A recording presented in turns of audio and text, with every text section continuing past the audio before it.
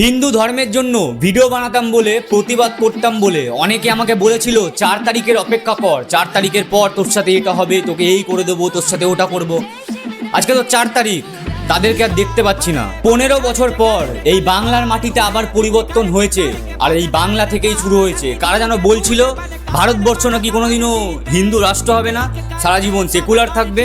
তো তাদেরকে বলছি শুরুটা এই বাংলার মাটি থেকে হয়েছে, দেখতে থাক আরো কি কি হয়। আর এই ওয়ার্নিংটা আমি সেই সমস্ত জিহাদির বাচ্চাদেরকে দিচ্ছি যারা আমাদের এই বাংলার মাটিতে থাকে।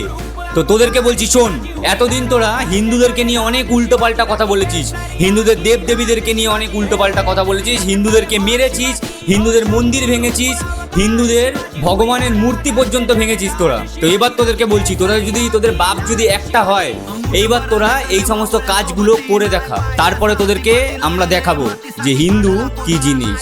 আমি আগেও আমার অনেক ভিডিওতে বলেছি সমস্ত মুসলিম জাতি বা সমস্ত মুসলমানরা আমার শত্রু নয়, কিন্তু যে সমস্ত মুসলমানরা হিন্দু বিরোধী কথাবার্তা বলে, হিন্দুদের দেবদেবীদেরকে, হিন্দুদেরকে উল্টোপাল্টা কথা বলে, তাদের বিরোধ আমি করে আসছি, এখনো করছি, আর আগামী দিনেও করব। আমাকে আটকানোর ক্ষমতা কারণ নেই। মুর্শিদাবাদের বাবরের ছেলে হুমায়ুন কাকা বলেছিল 30% হিন্দুদেরকে, মুর্শিদাবাদের 30% হিন্দুদেরকে কেটে ভাগীরথীর জলে ভাসিয়ে দেবে।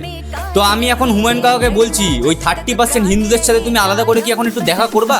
আরও তো তুমি বলেছিলা যে 4 মের পরে 194টা আসনে আম জনতা পার্টি জিতে আগামী দিনে মুসলমানরাই বাংলার সরকার চালাবে।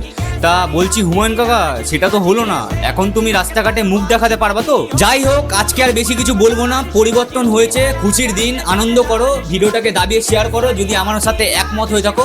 আর এবারে গলা ফাটিয়ে চিৎকার করে বলো জয় শ্রীরাম, জয় জয় শ্রীরাম, জয় মা ভবানী, ভারত মাতার জয়।